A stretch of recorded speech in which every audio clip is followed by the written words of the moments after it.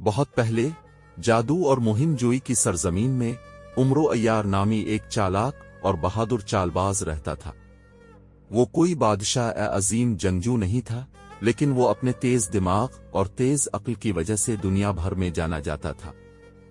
اس کے پاس ایک جادوئی تھیلا تھا جس میں وہ کچھ بھی رکھ سکتا تھا جو وہ چاہتا تھا، اور اس نے ہمیشہ اپنی ذہانت کو برائی کو شکست دینے کے لیے استعمال کیا۔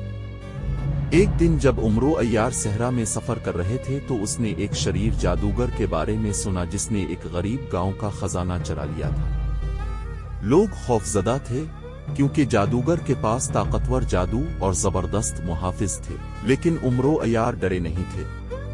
اس نے مسکرا کر کہا، طاقت کی جنگ ایک چیز ہے لیکن عقل کی لڑائی دوسری چیز ہے۔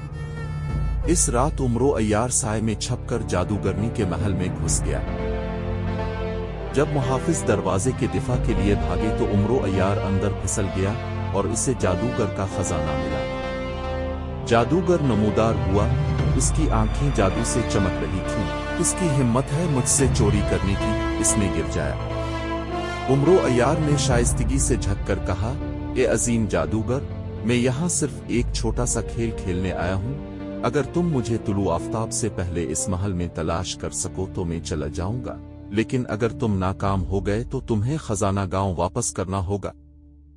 جادوگر یہ سوچ کر ہنس پڑا کہ یہ آسان ہوگا، لیکن عمرو عیار بہت تیز تھا۔ اس نے اپنے جادوئی تھیلے کو ایک جگہ سے غائب کرنے اور دوسری جگہ ظاہر ہونے کے لیے استعمال کیا، جس سے جادوگر رات بھر سائے کا پیچھا کرتا رہا۔ جیسے ہی سورج کی پہلی کرنیں محل کو چھوئیں، جادوگر تھک ہار کر زمین پر گر پڑا۔ اپنا وعدہ پورا کرتے ہوئے جادوگر نے خزانہ واپس کر دیا اور گاؤں نے اپنے ہیرو کے لیے خوشی کا اظہار کیا۔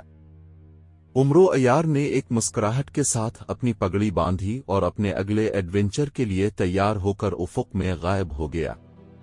اور اسی طرح عمرو عیار کا افسانہ زندہ رہا، جو ہر ایک کو یہ سکھاتا تھا کہ عقل اور حکمت بھی مضبوط ترین جادو کو مات دے سکتی ہے۔